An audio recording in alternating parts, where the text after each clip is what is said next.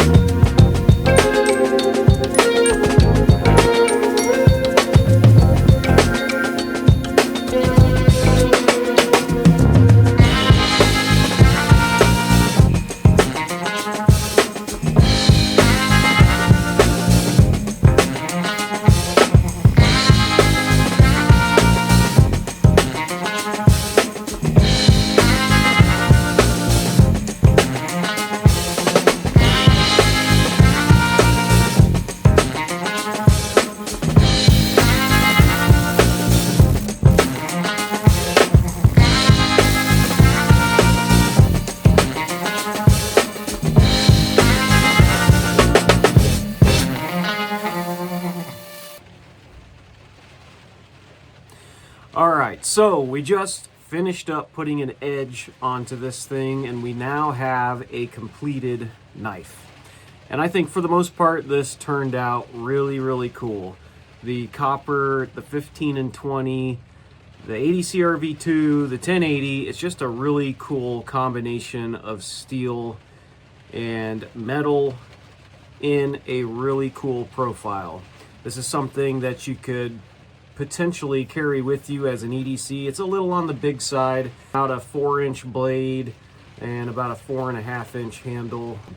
I just got done putting an edge on it. A really good way to test that is to use this really thin paper, like magazine type paper. And what's good about that is you can run the edge all the way through the paper, making sure you're hitting all parts of the edge to make sure that you don't have any burrs left on the edge. Anyway, super sharp, and I'm sure that this knife will be a really great cutting machine. So, a couple of takeaways from this project. Number one, Kumai in general is not as hard as I thought it would be. Especially because the last project I did was stainless sand Mai. That one was a bit of a challenge, and this one wasn't quite as hard. So if you haven't made or attempted to make a Kumai blade yet, I say give it a go. As long as you have all of your outside edges welded up and you keep the heat a little bit lower than normal, I think you have a pretty good chance at success. Another takeaway is the wood that I used. This is zebra wood, and it's something that I stabilized prior to putting it on this blade. And one thing I noticed is it's really light on the top and the bottom, and you can see the zebra stripes. On the side, it's actually a lot darker than I thought it would be. And if you zoom in close here, you can see, there we go, you can see all of these little pores from the wood. And I'm not sure if that's from stabilizing the wood or not. I'm just curious as to if they would have showed up had I not stabilized it. I don't know, because I'm still new at stabilizing wood and I've never used zebra wood before. So let me know what you think in the comments. If you have experience stabilizing wood or working with this particular type of wood, maybe you got some knowledge that you can drop in the comments. Very last takeaway from this build is just the simple fact that this is the very first pattern welded knife in a full tang construction that I've tried. And the etching process was a little different. I went ahead and etched this entire blade prior to gluing the handle and shaping it. And then of course, as I'm grinding and shaping it, I had to grind away at part of the tang and pretty much had to re-etch all of this portion around the back. So what I did was just took a Q-tip and got a little bit of ferric chloride on it and kind of gradually darkened it up, and then, you know, tried to neutralize the acid. So I'm sure there's a better way to do it, but being the first one, I think it worked out all right.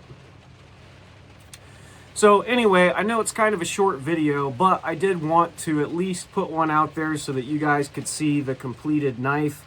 This thing is really cool. I'm glad I had a chance to make it and learn from making it. I have an entire other piece of steel from the same billet that I'll be turning into a knife here soon. And I thought, because I already made this video that shows the Kumai and all the things that I've learned from it, I probably won't make another video on making the second knife. I will, however, probably show it in an upcoming video, at least so you could see how it turns out. I think it'll probably look similar to this. I'll do a different choice of handle material, but it's something that I'll share once I get it finished. I actually have it sitting down here by my feet in the 30% vinegar.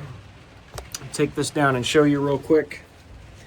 So it's been soaking in here for about 12 hours now, and that's just to help get a lot of this forge scale off of here. The 30% vinegar does have a tendency to etch the blade a little bit. You can kind of see it's darkened up some there. But what it does is really helps to remove the really stubborn forge scale that's on here. Once the vinegar is finished doing its job, I'll be moving on to finishing that knife up. Anyway, for now, it's OG Frenchie signing out. I hope you guys enjoyed the video. Let me know what you think in the comments below. And as always, really appreciate you guys watching. We'll catch you in the next one.